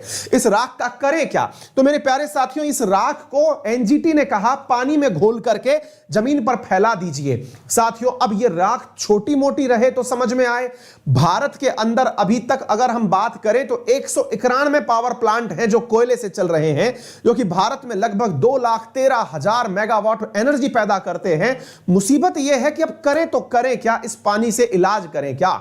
साथियों ये पानी एकत्रित होना शुरू हुआ। इससे क्या हुआ? इससे यह हुआ साथियों कि जो पानी था घुला हुआ था, उस पानी के अंदर से वो सारे के सारे जो सॉल्ट थे या सारे के सारे वो कार्बन के साथ मिनी पार्टिकल्स थे, वो जमीन में परकोलेट होकर जाने लगे। जमीन में परकोलेट होकर जाने लगे, नीचे की तरफ विसरण से अंदर जाने लगे, तो मेरे प्यारे साथियों वो पीने के पानी के अंदर आ गए, क्योंकि लोगों के पानी के अंदर वो कार्बन जो छनकर नीचे से गया था वो शरीर के अंदर वापस पहुंचना शुरू कर दिया। अगेन इससे एक नई समस्या खड़ी हो गई, क्योंकि आर्सेनिक जैसा जो कंटेंट है ये कोयले में प्रेजेंट होता है कुछ मात्रा में, वो पानी के माध्यम से शरीर में आ गया, ये अगला वाटर पॉल्यूशन दे गया। यानी कि ये चिंता बहुत बड़ी चिंता बनी। तो अब करें तो करें क्या? इसका इलाज निकालने के लिए एनजीटी ने कहा कि अब हम नहीं जानते, इसका इलाज केवल 2 प्रकार से हो सकता है। क्या हो सकता है? इसका इलाज यह है कि इस फ्लाई ऐश के अंदर जो काला कार्बन है, इस काले कार्बन को कहीं फैलाइए मत, इसको एकत्रित करिए, और थर्मल पावर प्लांट की यह जिम्मेदारी होनी चाहिए कि वो जितना भी कालिक पैदा करे उस पूरे की पूरे कालिक को सेटल करेगा। कैसे सेटल करेगा? कि आसपास अगर कहीं पर सड़क का निर्माण हो रहा है, ध्यान से सुनिएगा, सड़क के निर्माण में फ्लाई ऐश का उपयोग करिए। यानी कि जहां आप बजरी मिलाते हैं, सीमेंट मिलाते हैं, उसमें मिट्टी का जो कंटेंट है, वो जो पकड़, क्योंकि ये जुड़ता बहुत अच्छे से है, चिपकता बहुत अच्छे से है, तो बोले फ्लाई ऐश का उपयोग करके सड़कों का निर्माण करिए, नंबर 1। नंबर दूसरा, आपने जो काली सीमेंट देखी है जो अपन घर में यूज में लेते हैं, जो कि सोडा क्या कहते हैं उसको, स्टोन से, लाइम स्टोन से और क्ले से मिलकर के बनी हुई होती है, बोले वो रंग में मैच कर जाती है। किसके साथ में? बोले रंग में मैच कर जाती है फ्लाई ऐश के साथ। तो फ्लाई ऐश और लाइम स्टोन और क्ले से मिलकर बनी हुई सीमेंट जिससे आप घर बनाते हैं, तमाम प्रकार की जो आप सीमेंट यूज करते हैं, बोले उसमें फ्लाई ऐश मिला दीजिए। उससे क्या होगा? उससे फ्लाई ऐश की मात्रा भी बढ़ेगी और आपको मिट्टी की समस्या दूर हो जाएगी। तो मेरे प्यारे साथियों इसका इलाज शुरू हुआ। आज की स्थिति यह है कि आज जितनी फ्लाई ऐश पैदा की जाती है, उस फ्लाई ऐश को पैदा करने के बाद में लगभग 222 मिलियन टन अगर पैदा कर रहे हैं, मेट्रिक टन पैदा कर रहे हैं, तो 205 मैट्रिक टन उसका यूज में भी ले रहे हैं। इससे तो कोई दिक्कत नहीं है, ये तो लगभग सेटल भी हो गया। मुसीबत यह है साथियों, जो लीगेसी लेके आ रहे हैं, ये तरीका तो हाल में खोजा गया तरीका है, लेकिन बिजली तो लंबे समय से बनती आ रही है, और लंबे समय से जो बनती आ रही बिजली है उसकी वजह से लगभग 1670 मैट्रिक टन तो अभी तक राख मार्केट में पड़ी हुई है, एकत्रित हुई पड़ी हुई है। उसका सेटलमेंट कैसे करें, इसके लिए एनजीटी ने कहा है कि कृपया करके आप लोग इस चीज को सुधारिए और सुधार करके एक समिति का गठन करिए जो इसका पूरा डिस्पोजल सुनिश्चित करेगी। यही न्यूज है और इसमें कहा गया है कि इस पूरे विषय को निपटाने के लिए एक नोडल एजेंसी का निर्माण करिए। Ministry of environment, forest and climate change के अधीन union ministry of coal and power के साथ मिलते हुए इसका निर्माण करिए ताकि इस प्रॉपर तरीके से फ्लाई ऐश को डिस्पोज ऑफ किया जा सके। अगर आपको यह जानकारी समझ में आ गई हो तो कृपया करके इसे शेयर करने का कष्ट करते रहें। एनवायरनमेंट का एक बहुत बड़ा मुद्दा है फ्लाई ऐश, इसे कृपया करके आप समझ लें। और किसी ने अगर इसे कभी देखा हो, अगर आपने आज तक फ्लाई ऐश का नजारा कहीं देखा हो तो अपनी यादों को भी अपने सेशन बॉक्स में लिखें। जैसे मैंने कोटा का अनुभव आपसे शेयर किया, आप अपने अपने सेशन के अनुभव शेयर कर सकते हैं। बात हो पर्यावरण की, तो पर्यावरण के अंदर जो पर्यावरण के कानून लागू होते हैं वो environment protection act and rule 1986 से आते हैं। एनवायरमेंट प्रोटेक्शन एक्ट 1986 के इंप्लीमेंटेशन के तहत ही ये तमाम कार्य किए जाते हैं। भारत में अगर पर्यावरण की बात करें तो 3 प्रमुख कानून हैं जो पर्यावरण का संरक्षण करने में उपयोग में आ रहे हैं। इनमें से एक है वाइल्ड लाइफ प्रोटेक्शन एक्ट 1972, इसके अलावा एक है एनवायरमेंट प्रोटेक्शन एक्ट 1986 और बायोलॉजिकल डाइवर्सिटी एक्ट 2002, जिनके मदद से ये सारे कार्य किए जाते हैं। उम्मीद है तमाम जानकारियां आपको समझ में आ रही होंगी। सेशन को शेयर करते रहें और आगे बढ़ते रहें। तीसरा सवाल, बहुत महत्वपूर्ण सवाल, इसके बाद में सेलिब्रेशन होगा आपके 4 मिलियन का, लेकिन उससे पहले इस सवाल को बेहतरीन तरीके से पढ़िए और इसके अंदर बहुत सारा कंटेंट प्राप्त करिए। क्या है जानकारी, आइए मैं अब आपको बताता हूं। मेरे प्यारे साथियों, जैसा कि आप सभी को पता है कि आज के दिन निर्मला सीतारमण जी अपना बजट प्रस्तुत करने के लिए सुबह 11 बजे बजट सत्र में आने वाली हैं। आपको पता होना चाहिए कि हमारी संसद के 3 सत्र होते हैं, बजट सत्र, मानसून सत्र, विंटर सेशन। 3 सत्र जिन्हें आप BMW के नाम से जानते हैं। बजट सत्र के अंदर आज 1 फरवरी को बजट प्रस्तुत होने वाला है, लेकिन इस बजट के प्रस्तुत होने से पूर्व संध्या पर एक किताब जारी हुई और इस किताब को कहते हैं आर्थिक सर्वेक्षण। यूपीएससी और स्टेट पीसीएस की तैयारी करने वाले विद्यार्थियों के जीवन का सबसे अमूल्य निधि है आर्थिक सर्वेक्षण। इतना बजट, देखिए जब आप नौकरी लग जाते हैं तो बजट काम का होता है, क्योंकि नौकरी लग गए तो कमाएंगे और कमाएंगे तो टैक्सेशन वगैरह देंगे, तब तो आपकी निगाहें जो हैं वो होती हैं बजट पर जब आप नौकरी लग जाते हैं। लेकिन जब तक आप नौकरी नहीं लगते तब तक आपको परीक्षा देनी होती है और परीक्षा में जो सबसे उपयोगी डॉक्यूमेंट है उसका नाम है आर्थिक सर्वेक्षण। 10 मिनट बाद, हाँ, उसका नाम है साथियों आर्थिक सर्वेक्षण। तो सवाल यह है कि आर्थिक सर्वेक्षण जारी हो चुका है, कौन से मुद्दों पर यहां चर्चा की गई है और तमाम यूपीएससी एस्पिरेंट अपने लिए आज ही आर्थिक सर्वेक्षण भारत की जो वित्त मंत्रालय की वेबसाइट है वहां से डाउनलोड कर लें और उसे रेगुलर 10-15 पन्ने पढ़ना शुरू करें। आपको आसानी से सारी चीजें समझ में आना शुरू हो जाएंगी। अपनी हैबिट में डाल लीजिए। आज 1 फरवरी है, आप टारगेट लेके चलिए कि 28 फरवरी तक आपका आर्थिक सर्वेक्षण खत्म हो जाए, प्रॉपर तरीके से उसके नोट्स भी बनकर तैयार हो जाएं। ये आप अपने लिए काम लेकर चलें। आइए तो मैं आपको बताता हूं आर्थिक सर्वेक्षण आफ्टर ऑल होता क्या है। देखिए ये तो आपको पता है, भारतीय संविधान में आर्टिकल 112 के तहत हमारे द्वारा वार्षिक वित्तीय विवरण, जिसे कि आप कहते हैं एनुअल फाइनेंशियल स्टेटमेंट के नाम से बजट की व्याख्या की गई है। बजट वास्तविकता में संविधान में कहीं नहीं लिखा गया है, लेकिन साथियों बजट बनता है तो बजट से पहले भारत सरकार अपने द्वारा कुछ जानकारियां सबके सामने साझा करती है। अब उन्हीं को मैं आपके सामने आर्थिक सर्वेक्षण के रूप में समझा रहा हूं। मैं आपको बताऊंगा कि बजट कैसे बनता है, वो तो सब सीखेंगे क्योंकि आने वाले दिनों में आर्थिक सर्वेक्षण की बातें होंगी, बजट की बातें होंगी, 2-4 दिन तक चलेंगी। अभी सरकार आज बजट में जो घोषणाएं करेंगी उन पर भी चर्चाएं होंगी, लेकिन छोटी सी बातें आर्थिक सर्वेक्षण के बारे में जान लीजिए। ये क्या होता है, आर्थिक सर्वे होता क्या है, मैं आपको बताता हूं। साथियों होता क्या है, जैसे मान लीजिए आज मैं और आप हैं, है ना, अगर आप अपने पेरेंट्स से पूछेंगे तो आप उनसे पूछिएगा कि पापा लास्ट महीने आपने जो पैसा कमाया क्या आपका पूरा पैसा खर्च हो गया या बचा। आप पूछेंगे क्या बकवास बातें कर रहे हो सर। नहीं साहब, मैं बकवास बातें नहीं कर रहा। आप अपने पिताजी को एक बार नोटिस तो करके देखिए, आपको समझ में आएगा कि आपके पिताजी अपनी सैलरी का एक एक पैसे का हिसाब रखते हैं। हिसाब रखते हैं से मतलब क्या हुआ, मान लीजिए कि उन्होंने एक्स अमाउंट कमाया, मान लीजिए लाख रुपया कमाया कि 5,000 कमाया, जो भी कमाया, एक बार के लिए एक अमाउंट मान लीजिए लाख रुपया कमाया उस कमाई के आधार पर उन्होंने महीने भर तक आपकी आवश्यकताओं की पूर्ति करी। आपकी स्कूल की फीस थी, आपकी कोचिंग की फीस थी, आपका सब्सक्रिप्शन था, जो भी था उस सब के पैसे दिए, आपके घर के अंदर दाल पानी की व्यवस्था बढ़िया से रखी, आने जाने वाले रिश्तेदारों का स्वागत सम्मान किया और आपके भविष्य के लिए भी पूंजी संजो करके रखी। ठीक है, महीने के एंड में पिताजी के पास सामान्यतः दो प्रकार के बयान होते हैं। एक बयान तो होता है कि भैया इस बार तो बजट बिगड़ गया। बजट बिगड़ गया बोले कैसे? बोले इस बार खर्चे ज्यादा हो गए, इस बार मंथ के एंड में सेविंग तो बची ही नहीं और उधार और लेना पड़ गया। नंबर एक बयान तो इस प्रकार का होता है। या फिर वो ये कहते हैं कि अपन ने थोड़ी बहुत ठीक ठाक सेविंग कर ली है, अपनी लाख रुपए की तनख्वाह में से 1000 रुपए अपन ने या 10,000 रुपए एफडी में डाल दिए या फिर बैंक में जमा करा दिए। सब तरह के बयान होते हैं। आप कहेंगे सर मेरे पिताजी की तो ऐसी कोई मंथली इनकम ही नहीं है, तब भी पूछिएगा उनसे, उनका भी पूरा व्यवस्था चलता है। कहने का अर्थ यह है कि महीने के अंत में जाकर के जो टेबल पर चर्चा, अब आपके पिताजी आपसे तो करते नहीं होंगे क्योंकि आप तो खुद लायबिलिटी हैं उनके लिए, तो आपसे तो बात करके कैसे शर्मिंदा करें, आपको बहुत ही बुरा लगेगा। आपको अगर कोई आपसे ये कहे कि बेटा तुम्हारे कारण से बहुत नुकसान हो गया तो आपको बुरा लगेगा। पिताजी आपकी इज्जत रखते हैं, लेकिन आप बड़े होकर आप उनकी इज्जत नहीं रखते हैं, वो बात अलग है। ऐसी स्थिति में वो माताजी के साथ बैठ करके चर्चा करते हैं, अपने बजट डिस्कस करते हैं कि यार अपन ने खर्चा तो खूब ज्यादा कर दिया, इस बार थोड़ा सा बजट बिगड़ रहा है। ये जो महीने के अंत में होने वाली चर्चा है, ये महीने के अंत में ही क्यों हुई? क्योंकि अगला महीना शुरू होने वाला है। अगला महीना जब शुरू होगा तो पिताजी अपने सारे धन को वापस से समझेंगे कि यार इस पैसे से ना अगली बार जब तनख्वाह अपन को मिलेगी तो बहुत ही सोच समझ के पैसा खर्च करेंगे। ठीक है, यानी वो दिन अपने आप में डी डे होता है जब महीने का अंत होता है। भारत सरकार के लिए भी यही बात है। क्या भारत सरकार के लिए मेरे प्यारे साथियों जो 31 जनवरी है वो खास दिन होता है? क्यों खास होता है?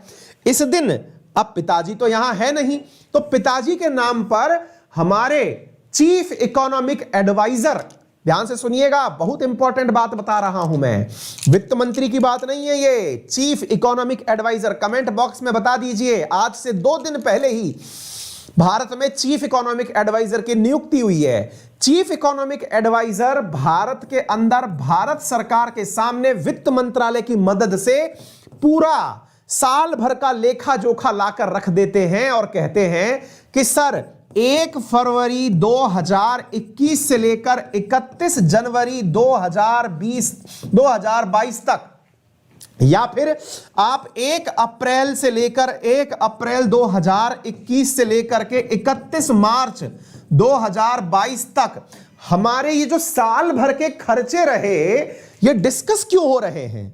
ये इसलिए डिस्कस हो रहे हैं कि सर हमने जो पैसा लिया था ना बजट में, उसको जब खर्च किया तो खर्च करते समय हमें ये चुनौतियां आई, हमने आर्थिक रूप से इन परेशानियों का सामना किया। दोबारा सुनिए, 1 फरवरी के दिन मेरे प्यारे साथियों, आज के दिन बजट प्रस्तुत होने जा रहा है। बजट से पहले 2021 में भी 1 फरवरी को बजट आया था, तो 1 फरवरी 2021 में जब बजट आया था उस पैसे का आपने क्या किया? वो बजट जो 1 अप्रैल 2021 से लागू हुआ था उस पैसे की कैसे व्यवस्था करी? वो सारी बातें, जी बिल्कुल नागेश्वर जी, बिल्कुल डॉक्टर वी अनंत नागेश्वरम जो हैं वो वर्तमान में भारत के चीफ इकोनॉमिक एडवाइजर बनाए गए हैं। चूंकि यह पद खाली चल रहा था इसलिए इस बार का आर्थिक सर्वे चीफ इकोनॉमिक एडवाइजर ने नहीं, प्रिंसिपल इकोनॉमिक एडवाइजर ने बनाया है। याद रखिएगा, इस बार का जो वो है वो प्रिंसिपल इकोनॉमिक एडवाइजर के द्वारा आपका वो बनाया गया है। क्या? आपका आर्थिक सर्वे बनाया गया है। तो हां, तो ध्यान से सुनिए, तो 1 फरवरी 2021 को भी बजट आया था। तो जब बजट आया था तो उससे लेकर के आज तक की सारी जो अपने अनुभव हैं वो इस किताब में लिखकर दिए जाते हैं। सरकार देश को यह बताती है कि देखिए बजट तो हमने लास्ट टाइम ले लिया था, लेकिन साहब उसके नुकसान भी हुए, उसके चैलेंजेस भी हुए और उनके अनुभव हम आपसे साझा कर रहे हैं। तो आप पूछिए कि आर्थिक सर्वेक्षण क्या है? तो आंसर है, लास्ट टाइम जो बजट लिया था उसका खर्चा कैसे कैसे किया, उसके अनुभव क्या आए, वो तो है आर्थिक सर्वेक्षण। फिर आप पूछेंगे तो बजट क्या है? देखिए आर्थिक सर्वेक्षण कैसे बना। आर्थिक सर्वेक्षण 2022 असल में 2021-22 की चर्चा कर रहा है, जबकि बजट 2022 असल में 2022 और 23 के साल के लिए पैसे डिस्ट्रीब्यूट करने के लिए आता है। तो बजट और इनमें अंतर समझ में आ गया। जब बजट आएगा तो बजट 2022 से 23 के लिए आएगा, यानी अगले साल के लिए पैसा मांग रही है सरकार, संचित निधि से आर्टिकल 266 में से पैसा निकालना चाहती है। ये तो हो गया बजट, लेकिन जो लास्ट टाइम पैसा निकाला था उसका हिसाब, यानी 2021 से 22 का जो हिसाब है, यह हुआ आर्थिक सर्वे। तो आर्थिक सर्वे और बजट जब दोनों एक साथ पढ़ लिए जाते हैं तो इससे कहते हैं कि आपको 2 साल का भारत का विकास समझ में आ जाता है। तो क्या कहा आर्थिक सर्वे ने, अपने लास्ट ईयर के अनुभव में क्या बातें बताई, तो जो चुनिंदा मोटी मोटी बातें बताई हैं वो मैं आपके सामने रख देता हूं। तो उम्मीद है आपको समझ में आ जाएगा। कौन तैयार करता है ये मैंने बता दिया, चीफ इकोनॉमिक एडवाइजर, जो कि फाइनेंस मिनिस्ट्री के अधीन काम करते हैं। वर्तमान में ये पद खाली था। बजट के समय इसको सामान्यतया यूनियन बजट से पहले, एक रात पहले इसको रखा जाता है। ये सारी बातें आपको पता होती है, ठीक है, क्लियर हो गया। इस बार के सर्वे के अंदर क्या क्या कहा गया अब आप वो समझिए साथियों। इस बार के सर्वे में जो बातें कही गई, सेशन को शेयर करते रहिए, क्योंकि इस सवाल के तुरंत बाद आप लोगों के साथ में हम अपना 4 मिलियन का सेलिब्रेशन भी करेंगे इस सवाल के तुरंत बाद में। जी आइए साथियों क्या हुआ इकोनॉमिक सर्वे के अंदर इस बार जो बातें कही गई वो ये है कि देखिए साहब, जो लास्ट ईयर गया 21 से 22 जो गया, उस समय हम लोगों ने जो इकोनॉमिक ग्रोथ रेट है वो 9.5% तक की प्राप्त करी है। लेकिन इस बार यानी अगले साल यानी कि 22 से 23 के बीच में हम इकोनॉमिक ग्रोथ रेट जो है ये 8 से 8.5 के बीच में प्राप्त कर सकेंगे, ऐसा हमें अनुमान है। 3 बड़े मुद्दों के ऊपर आर्थिक सर्वे के अंदर बातचीत की गई है, और वो 3 जो बड़े मुद्दे हैं जिसके बारे में बात की गई है वो है, पहला मुद्दा महंगाई। साथियों आपके सामने मैं एक तथ्य शेयर करूंगा, लेकिन उससे पहले आप देख लीजिएगा, पहले मतलब ग्रोथ रेट इतनी रही। एग्रीकल्चर सेक्टर जो है वो 3.9% से ग्रो किया, इंडस्ट्रियल सेक्टर 11.8% से 11-12 में ग्रो किया। 21-22 में देखिए, ये 21-22 के आंकड़े हैं सारे, मैं इसीलिए आपको बता रहा हूं। आप देख लीजिए आर्थिक सर्वे ने किसके बारे में चर्चा करी है, लास्ट ईयर के बारे में, है ना बेटा। हमने ग्रोथ रेट कितनी ली, 9.2, हमने एग्रीकल्चर में 3.9, हमने इंडस्ट्री के अंदर 11.8, हमने सर्विसेज के अंदर 8.2% की ग्रोथ ली। ये सारी बातें हमने बताई, ठीक है। अब ध्यान से सुनिएगा, भारत ने अपने कुछ इंपॉर्टेंट फैक्ट आर्थिक सर्वे के अंदर रखे हैं, आप याद कर लीजिएगा, पेपर में पूछे जाते हैं। क्या क्या है दोबारा सुन लीजिएगा। इसमें कहा गया है, सरकार ने कहा है कि 2019 में जहां पर हमारे द्वारा जो एक प्रकार के स्टार्टअप बन रहे थे वो 11 स्टार्टअप बने थे 2019 में, लेकिन 2021 में 47 स्टार्टअप बन के तैयार हुए हैं। देखिए 2012 से लेकर 2021 में जो नए धंधे, अब आप इसको इस प्रकार से समझिए, कभी वंस अपॉन ए टाइम सरकार ने स्टार्टअप इंडिया मिशन शुरू किया था, स्टैंड अप इंडिया मिशन शुरू किया था। मेरे प्यारे साथियों उसका परिणाम अब आप देखते जाइए, यानी 2021 में स्टार्टअप की संख्या बढ़कर के 47 हुई। सरकार ने अपने द्वारा जो आर्थिक सर्वेक्षण के आंकड़े दिए वो किस प्रकार से हैं जरा देख लीजिए। सरकार ने कहा कि 2020-21 में हमारी जो ग्रोथ रेट है ये -7.3% चली गई थी कोरोना की वजह से, लेकिन 21-22 में ये ग्रोथ रेट बढ़कर 9.2% तक गई, और आने वाले साल में ये बढ़कर के 8 से लेकर 8.5% तक पहुंचेगी। हमारे सामने 3 बड़े मुद्दे आर्थिक सर्वेक्षण ने निकाले हैं, इनमें से एक है महंगाई, दूसरा है बेरोजगारी, और तीसरा है डिमांड जनरेशन, यानी कि कैसे मांग को बढ़ाया जाए। यह तीसरा सबसे बड़ा मुद्दा है जो यहां पर आर्थिक सर्वेक्षण ने उठाया है। जीडीपी वृद्धि दर जो है ये इतना हुआ, राजकोषीय घाटा यानी फिस्कल डेफिसिट, यानी हमने खर्चे ज्यादा कर लिए, कमाई कम करी, इस राजकोषीय घाटे में भी इस बार कमी दर्ज की गई है, और ये 6.8% ही हमारी टोटल जीडीपी का है, यानी कि कुल जीडीपी का जो राजकोषीय घाटा है ये 6.8% दर्ज किया गया। ये तमाम फैक्ट आपको क्लास पूरी होने के बाद हमारे टेलीग्राम अंकित अवस्थी सर पर प्राप्त हो जाएंगे। आप फिलहाल तो केवल पढ़ते चलिए या शॉर्ट नोट्स बनाते चलिए। मुद्रास्फीति की अगर हम बात करें, महंगाई में जो सबसे चिंताजनक बात सरकार ने रखी है वो क्या है, कहा गया है कि जो हमारा कंज्यूमर प्राइस इंडेक्स है या होलसेल प्राइस इंडेक्स है, कंज्यूमर प्राइस इंडेक्स तो अभी भी उसी ब्रैकेट में चल रहा है 2 से लेकर 6% के ब्रैकेट में, लेकिन जो होलसेल प्राइस इंडेक्स है वो बढ़कर के 12.5% तक पहुंच गया है। डबल डिजिट में हमारी महंगाई पहुंच गई है। यह चिंता की बात है, लेकिन आपको पता होना चाहिए यह वैश्विक चिंता है। वैश्विक चिंता होने का अर्थ यह है कि साथियों ये जो है आने वाले समय के अंदर हर दुनिया, मतलब इस समय पूरी दुनिया इस महंगाई से जूझ रही है। यह तथ्यात्मक जानकारी आपको पता होनी चाहिए। आर्थिक सर्वे ने कहा है कि हमारा विदेशी मुद्रा भंडार 21-22 के अंदर बढ़कर के $633 बिलियन का हो गया है। बहुत ही इंपॉर्टेंट फिगर है, याद रखिएगा। $633 बिलियन। पाकिस्तान के पास $17 बिलियन है। बातें करता है हमारी बराबरी की। हाँ जी, कृषि वानिकी और मात्स्यिकी यानी कि कृषि की अगर हम बात करें तो भारत ने एग्रीकल्चर सेक्टर में 3.9% की वृद्धि दर्ज की है। आप इसे यहां देख सकते हैं। वहीं पर अगर इंडस्ट्रियल ग्रोथ रेट की बात करें तो जहां कोरोना काल में 19-20 में -1.2% थी, 20-21 में -7% थी, वो इस बार 11.8% दर्ज की गई है। यह दर्शाता है कि भारत की इकोनॉमी वापस से रिकवर कर रही है। यह आर्थिक सर्वे ने अपने आंकड़े हमारे सामने रखे हैं। अगर हम सर्विसेज की बात करें, जिसमें मूलभूत कीमतों के अंदर सर्विसेज की बात करें, तो भारत की सर्विसेज 8.2% के हिसाब से ग्रोथ की है।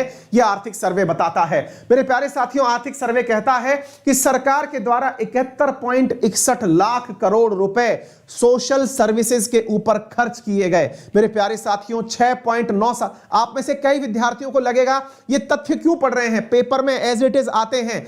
विशेष रूप से स्टेट पीसीएस वाले, बिहार पीसीएस वगैरह वाले जो विद्यार्थी स्टेट पीसीएस की तैयारी करने वाले, इन तथ्यों को एज इट इज रट लें। परीक्षाओं में एज इट इज पूछे जाएंगे, स्क्रीनशॉट ले लें।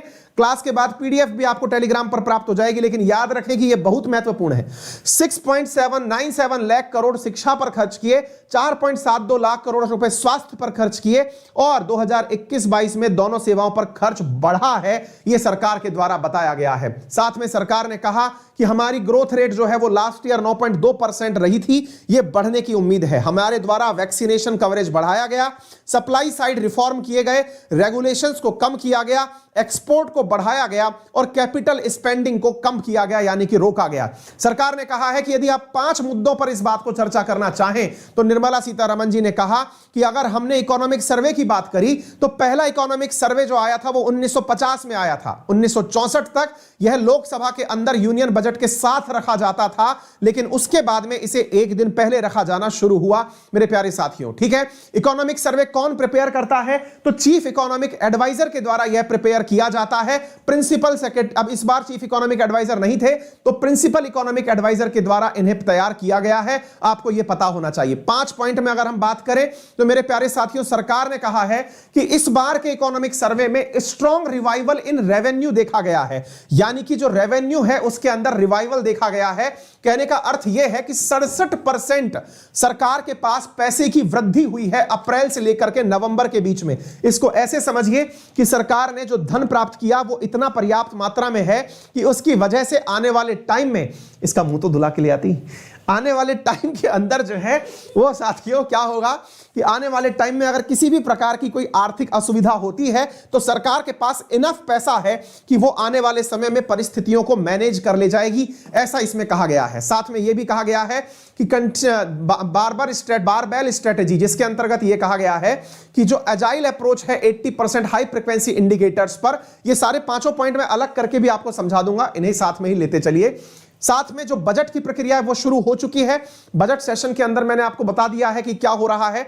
मैं आपको बता रहा हूं कि जो बजट अब आ रहा है ये आने वाले समय के अंदर बजट जो है ये 1 अप्रैल से आपका लागू हो जाएगा। 112 नंबर जो आर्टिकल है भारत के संविधान का, उसमें एनुअल फाइनेंशियल स्टेटमेंट के नाम से ये बजट की व्याख्या की गई है। तो ये है साथियों आर्थिक सर्वेक्षण। तमाम बातें मैंने आपके सामने रखी। अब समय है आपके साथ में मेरे प्यारे साथियों 4 मिलियन के सेलिब्रेशन का। बच्चा पार्टी उपस्थित हो चुकी है, इस चक्कर में मुझे मेरे शब्द भी खाने पड़े। एक बार जल्दी से सेशन को शेयर कर दीजिए, क्योंकि उनका यहां रहना, पता चले कि अचानक आपका कैमरा हिलता हुआ दिख रहा हो सकता है कि अचानक मैं गायब हो जाऊं, क्योंकि वो दोनों यहां उपस्थित हो चुके हैं तो उधम मच रहा है। इसलिए पहले ही आपके सेशन में सेलिब्रेशन करा के फिर आपकी क्लास को आगे बढ़ाया जाएगा। क्लास में बने रहें, तमाम साथियों के साथ में अपने सेलिब्रेशन को आगे बढ़ाएं। फटाफट इस सेलिब्रेशन को हम कंप्लीट करते हैं। आप तमाम साथियों का तहे दिल से धन्यवाद जिन्होंने इस 4 मिलियन की यात्रा में हमारा डे 1 से सहयोग दिया। आप सभी के सहयोग से आज हम लोग इस स्तर पर पहुंचे हैं और आरएनए को आपने एक नया मुकाम पहुंचाया है, आरएनए को आपने एक नई ऊंचाई दी है। आइए मैडम जी सेलिब्रेशन शुरू करते हैं। दोनों बैठ जाओ टिक करके। आप तो खड़ी हो जाओ, यहां पे गिरोगी नहीं, ठीक है? गिरोगी नहीं, अब सीधी खड़ी रहो आप। सीधी खड़ी रहो फटाफट। लो भाई केक लाना। हाँ जी, तो सबसे पहले तो आप सबकी तरफ से और अनअकैडमी परिवार की तरफ से ये एक बुके हमारे परिवार को प्राप्त हुआ। असल में ये सम्मान आप लोगों का है, आप लोगों के प्यार का है, और यह सम्मान मैं आप लोगों तक प्रेषित कर रहा हूं। और आपके सामने इस सम्मान को लेने के लिए उपस्थित हो चुकी हैं मेरी एनर्जी का मुख्य सोर्स, मेरी छोटी बेटी अलंकृता और बड़ी बेटी अकीरा। अकीरा जो है वो इस समय घुटने के बल बैठी हुई है। ये मत सोचिएगा कि इसकी लंबाई तो बड़ी नहीं, चौड़ाई कैसे बढ़ गई, ये बैठी हुई है। ठीक है, तो जनाब बात ये है, तो इन्होंने इसको स्वीकार कर लिया है। और देखिए हमारी टीम ने जो है ना वो आप लोगों के लिए कल ही केक मंगवा लिया था, और कल से मैं इस केक को बचाता हुआ घूम रहा हूं। मैं इस केक को, बेटा एक मिनट रुको, एक मिनट दिखाना। आपको ये वाला चाहिए, ठीक है दे देंगे। तो ये देखिए वाईफाई स्टडी 2.0 की तरफ से 4 मिलियन सब्सक्रिप्शन के लिए, सब्सक्राइबर्स के लिए एक केक यहां पर मंगा। बेटू एक मिनट प्लीज। तो आप सबने जिस आनंद का एहसास किया वो ये है कि अकीरा ने अलंकृता ने कटने से पहले, जैसे आप अरु के नाम से जानते हैं, इसने इस चीज को पहले ही कर लिया। तो हम आपके साथ में इस पूरे समय को सेलिब्रेट कर रहे हैं। चलिए आइए, क्या बोलना होता है वैसे? Happy birthday, happy 4 million subscribers, और आप सभी को बहुत सारी शुभकामनाएं। बोलो। और आप सभी को बहुत सारी शुभकामनाएं, और आप अपने लक्ष्य में बस बस बस इतना कट, बस बहुत बहुत है, बहुत है, बहुत है। एक बार के लिए आपका ये देखिए भाई, आप लोग अपने अपने कैमरे में से टच कर लीजिएगा, और ये दोनों पार्टी जो है, ठीक है सर। तो केक कटने का जो सेलिब्रेशन है वो पूरा हो गया। ओके ओके ओके, चलो चलो चलो नीचे जाओ, चालू हो चुका है साहब, ठीक है ना। लो भाई इसको लेकर के जाओ, और जाओ बच्चों पार्टी, फटाफट जाओ, आ जाओ, मुझे पढ़ाने दो, बच्चों की पढ़ाई चल रही है ना। हाँ हाँ हाँ, खा लेना आप, हाँ कटोरी में खा लेंगे, जल्दी जाओ। ठीक है, तो उसमें पॉइंट जुड़ करके आया है साहब, हम कटोरी में खा लेंगे। ठीक है, तो हाँ, तो साथियों आपके साथ में हमारे इस सेशन को देखिए, आज वाईफाई स्टडी 2.0 बहुत गर्व से आप सबके सामने ये कह पाता है कि हमने पूरे देश में कुछ ही सही लेकिन लोगों के दिल में आज लगभग 10 से 11 लाख लोग हमारे इस सेशन को देखते हैं, पर डे देखते हैं, और बहुत ही मतलब अपने आप में भावुक और इमोशनल क्षण है जिस समय हमें ये एहसास होता है कि नित्य दिन जो आपके साथ मेहनत की जाती है वो कितनी शिद्दत से आप और हम मिलकर के कर रहे हैं, इसका अंदाजा आप लगा सकते हैं। साथियों आप और हमने मिलकर के बहुत सारे मुकाम हासिल किए हैं। मैं कुछ चीजें आपके साथ शेयर करना चाहूंगा कि आप लोगों के प्यार से आज इस चैनल पर मिलियंस में व्यू रखने वाले बहुत सारे वीडियोस अवेलेबल हैं। आप सबने आज इस चैनल पर इतनी सारी अपनी जो प्यार की वर्षा की है ना, उसके कुछ नमूने मैं आपके साथ शेयर करना चाहता हूं। हमारे कुछ वीडियोस, अब एक वीडियो है जो अभी 7 महीने पहले ही बनाया था, लगभग 8 मिलियन व्यू टच करने जा रहा है। 3 मिलियन, 2.6 मिलियन, ये तमाम व्यूज आपको दिखाते हैं, ये आपके प्यार को दर्शाते हैं किस प्रकार से हमने मिलियंस में आपके प्यार से इन व्यू को प्राप्त किया है। अगेन मैं आप सभी को वाईफाई स्टडी 2.0 और अनअकैडमी की तरफ से तहे दिल से धन्यवाद देता हूं, क्योंकि आप लोगों के इसी प्यार ने मुझे अपने इस कार्य को बरकरार रखने की ऊर्जा दी। साथियों मैं आपका आरएनए का सेशन कर रहा होता हूं।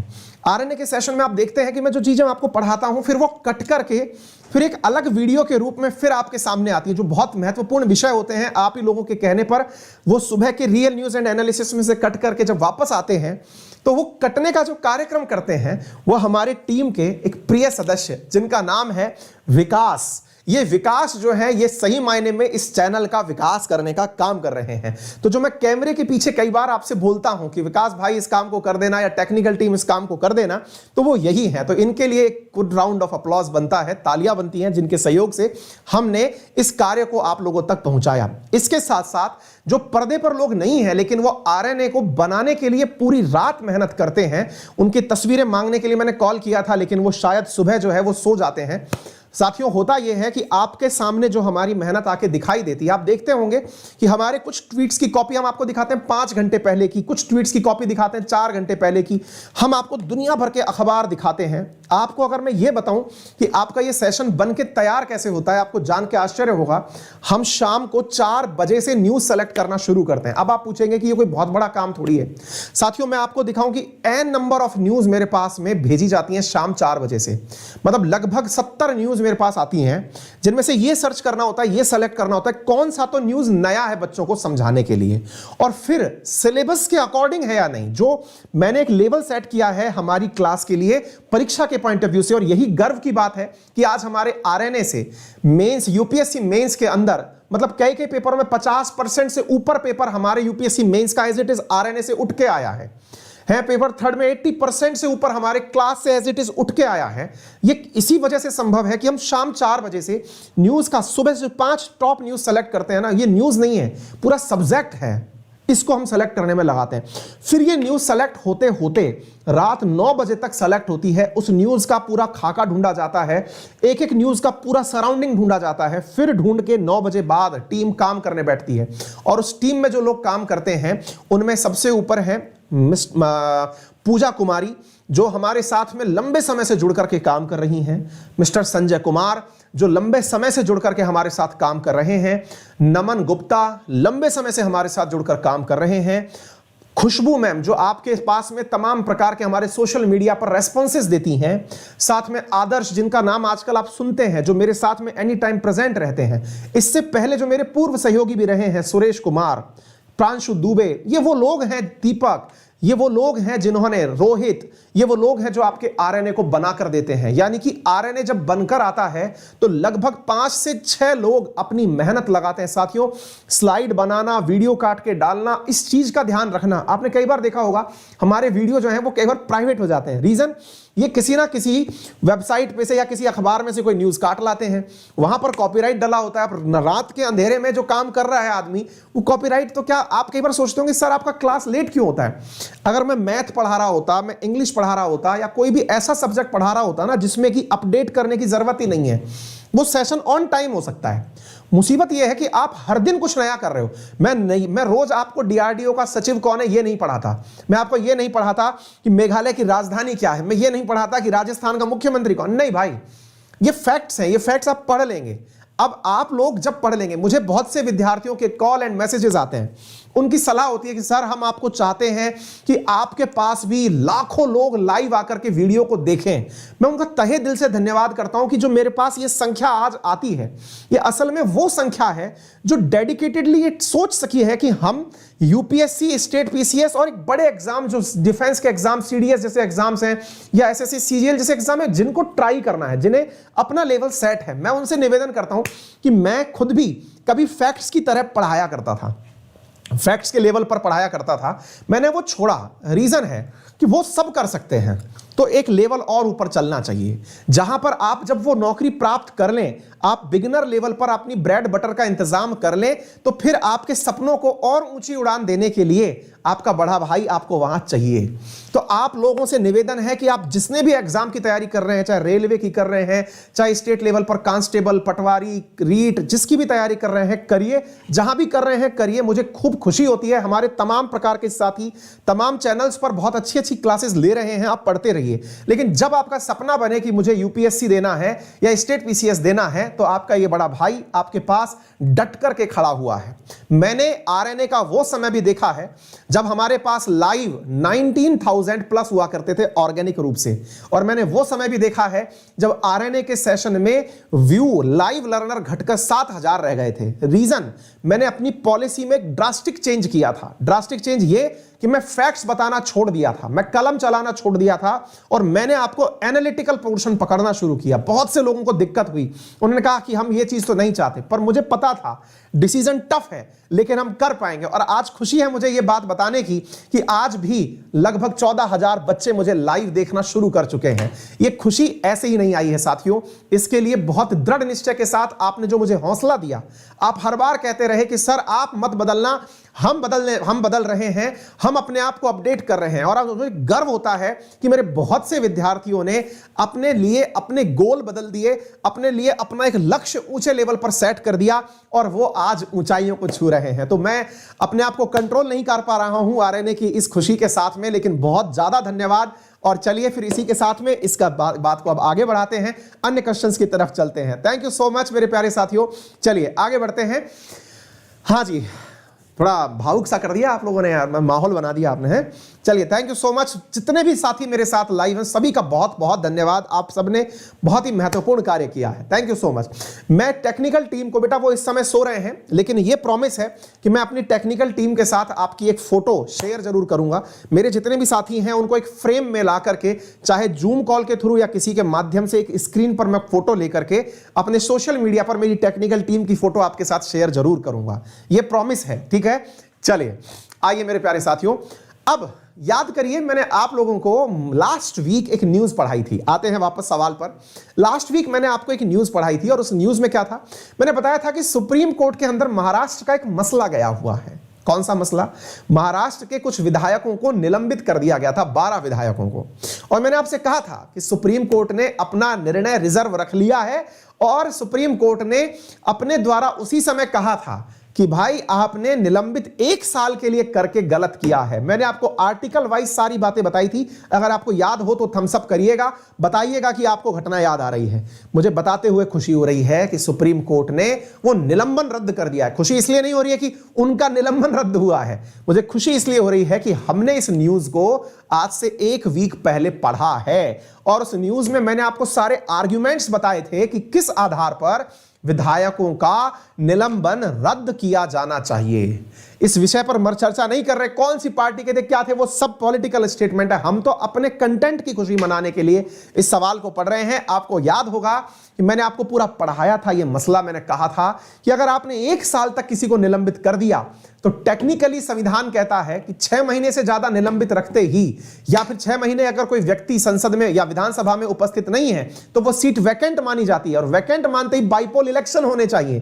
तो संसद ने कहा कि ये किस प्रकार से लॉजिकल है कि आप जनता का रिप्रेजेंटेशन कम कर दें। और साथियों ये न्यूज आप पढ़ सकते हैं, supreme court quash 1 year suspension of 12 Maharashtra BJP MLA. आपको याद होगा ये न्यूज है मेरे प्यारे साथियों, और मुझे ये पढ़ाने में खुशी हो रही है कि हमने जो घटना आपके साथ डिस्कस की थी महाराष्ट्र के अंदर, सुप्रीम कोर्ट ने उस पूरे केस को रद्द करते हुए कहा कि इन विधायकों की वापस बहाली की जानी चाहिए। ये आप सबने पढ़ा है, आपको याद आना चाहिए, मैंने पूरा आपके यहां पढ़ाया है। इससे अगला सवाल भी एक ऐसा ही है जिसमें कि हम लोग पहले ही घटनाओं को प्रीटेक्स्ट में समझा दिए थे। आप देखते चलिए, 190 क्लॉज 4 मेरे प्यारे बच्चों ने लिख भी दिया है, आर्टिकल भी मेंशन कर दिया है। थैंक यू सो मच मेरे प्यारे बच्चों। अब आप देखिए महाराष्ट्र असेंबली, ये पूरी घटना क्या है मैं कई बार पहले भी बता चुका हूं, ब्रीफ में बता देता हूं। महाराष्ट्र असेंबली के अंदर जुलाई 5, 2021 में 12 विधायकों को सस्पेंड किया गया था क्योंकि उनके द्वारा कुछ मिसबिहेवियर किया गया था। मसला क्या था मैंने वो भी बताया था कि जाति विशेष के आधार पर जो जनगणना की मांग थी सरकार का, उसका बिल पास किया गया था, जिसका विरोध करते हुए 12 विधायकों ने वहां पर कुछ प्रदर्शन किया, स्पीकर के ऑफिस में जाके दंगा फसाद किया, ऐसा बताते हैं सरकार के सदस्य। उस वजह से जो है उन लोगों को सस्पेंड कर दिया गया था, और सस्पेंड करने के बाद ये लोग सुप्रीम कोर्ट चले गए थे। सुप्रीम कोर्ट ने इनका रद्द कर दिया है, निलंबन रद्द कर दिया है। आधार क्या है अब मैं आपको वो बता देता हूं। ये देखिए सुप्रीम कोर्ट के जस्टिस का जो बयान है उसमें लिखा है कि suspension beyond the reminder period of the ongoing session would not only be grossly irrational measure but also violate the basic democratic value owing to unessential deprivation of member concerned and more importantly the constituency would remain unrepresented in the assembly। ये बहुत बड़ा part है भाई। विधायकों को आपने निलंबित किया, समझ में आया, लेकिन विधायकों की गलती की सजा उस विधानसभा क्षेत्र की जनता क्यों भुगते जो 1 साल तक अपने मुद्दे विधानसभा में उठा ही नहीं पाएगी। इस आधार पर जस्टिस एम केजरीवाल ने अपने निर्णय को दिया है। मैंने आपको ये सारा मुद्दा पढ़ाया था, आपको याद होगा, मैंने आपको ये सारे विधायक वगैरह बताए थे। सुप्रीम कोर्ट ने कहा कि भाई ये फैसला जो है ये लोकतंत्र के लिए खतरा ही नहीं बल्कि तर्कहीन भी है। सरकार के लिए कहा कि भैया तुमने अगर हटा दिया था इन लोगों को तो ये फैसला लोकतंत्र के लिए खतरा तो है ही है, साथ में ये तर्कहीन भी है, इर्रेशनल भी है कि तुमने कैसे हटाया। ठीक है, तो मेरे प्यारे साथियों मैंने आपको ये आर्टिकल बताए थे 190(4) जो कहता है कि यदि कोई भी विधायक एक पीरियड 60 दिन के पीरियड के लिए अगर कोई विधायक गायब रहता है तो उसके विदा हाउस जो है उसे एब्सेंट मानेगा और सीट को वैकेंट कर देगा। ये 190(4) मैंने आपको पढ़ाया था और मैंने आपको कहा था section 151 clause a representative of people act 1951 के अंतर्गत अगर ऐसा होता है तो उस वैकेंट सीट के ऊपर बाई इलेक्शन करवाना चाहिए। तो आपने जब विधायक निलंबित ही कर दिए तो बाई इलेक्शन क्यों नहीं करवाया? इस आधार पर यह पूरी घटना मैंने पढ़ाई हुई है, एक बार के लिए प्लीज आप इसे वापस देख लीजिए। ठीक है, चलिए आगे बढ़ते हैं। एक और प्रश्न ऐसा ही है जिसको साझा करते समय अगेन खुशी हो रही है। आप आज भी जाकर के चेक कर लीजिएगा, सैटरडे का सेशन है। सैटरडे के दिन सुबह आरएनए में मैंने आपको न्यूज पढ़ाई थी। क्या पढ़ाई थी? कि आरबीआई बैड बैंक को परमिशन नहीं दे रही है। याद आ गया? और मैंने इसका वीडियो कटवा के संडे को डलवाया है। हमारी टीम ने संडे को डाला, कट तो पहले गया था। अब उसमें जो था क्वेश्चन था कि क्यों नहीं दे रहा था। थंबनेल बदलना पड़ेगा उसका, टेक्निकल टीम याद दिला देना विकास बाबू, थंबनेल बदलना पड़ेगा।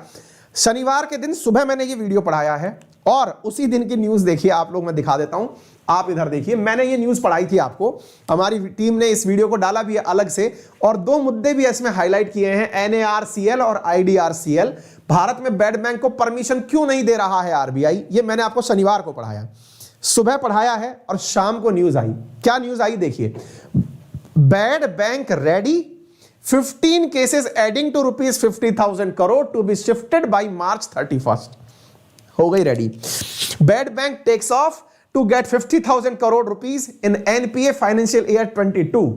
India's bad bank get regulatory nod, यानी कि आरबीआई के द्वारा इसे परमिशन दे दी गई। यानी सुबह हमने ये पढ़ा है, आपको सबको याद आ गया। देखिए कमेंट बॉक्स में आप लिख भी रहे हैं 51% जो था, पूरी घटना मैंने आपको बताई थी 51%, 49%, कौन हिस्सा खरीदेगा, सरकार 15% देगी, 85% बाद में मिलेगा।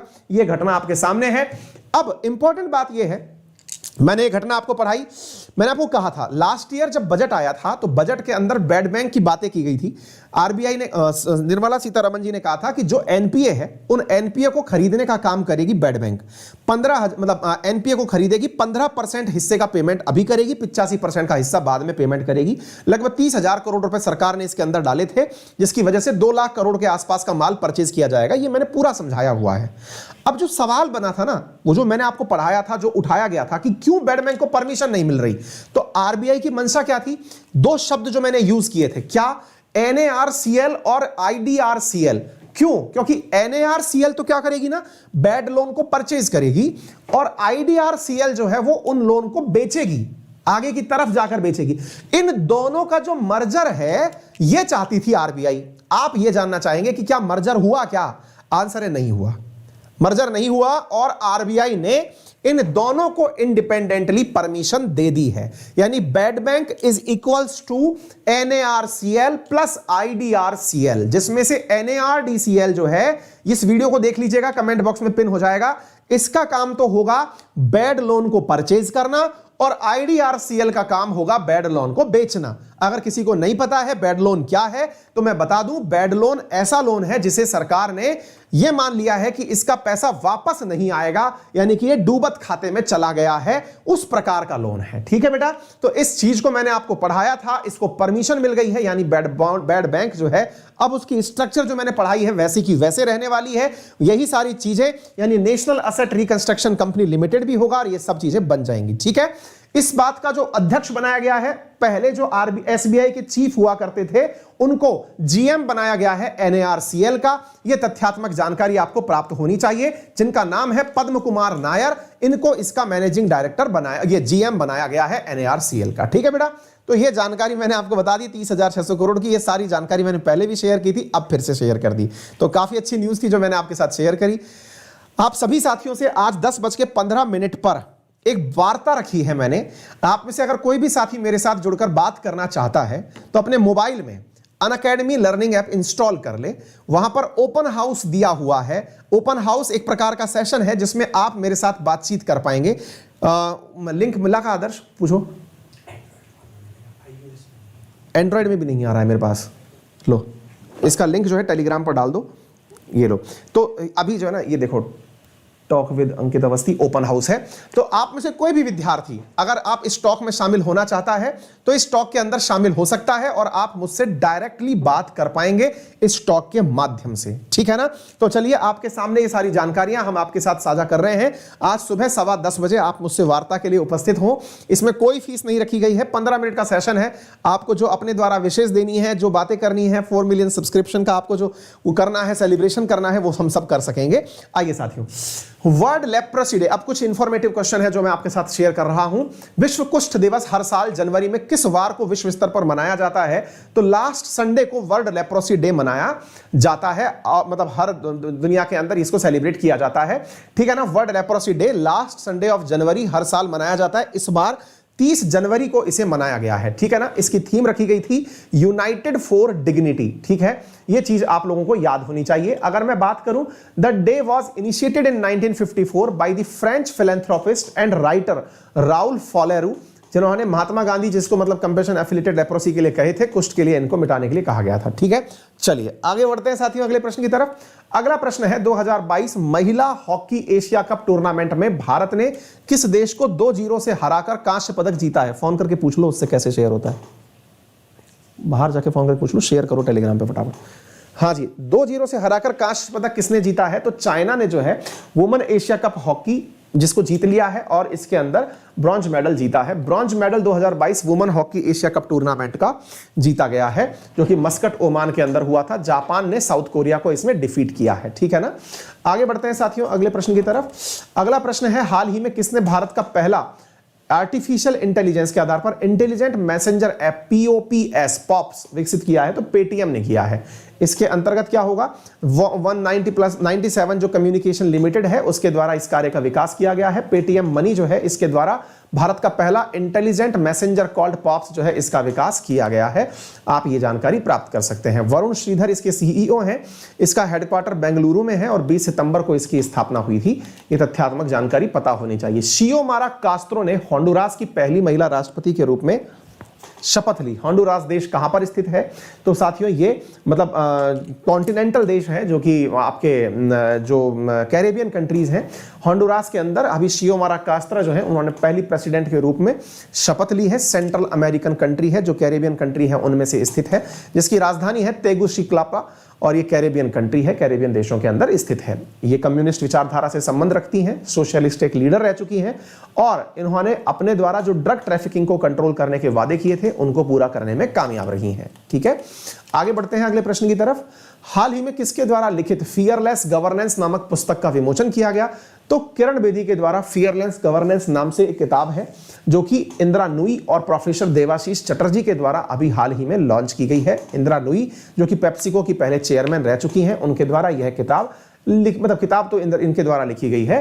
किरण बेदी के द्वारा फियरलेस गवर्नेंस के नाम से यह किताब लिखी गई है, ठीक है। तो यह जानकारी आपको पता होनी चाहिए। इसके साथ साथ हाल ही में कहां पर एक परजीवी फूल वाले पौधे का नया जीनस खोजा गया है? शेयर कर दिया।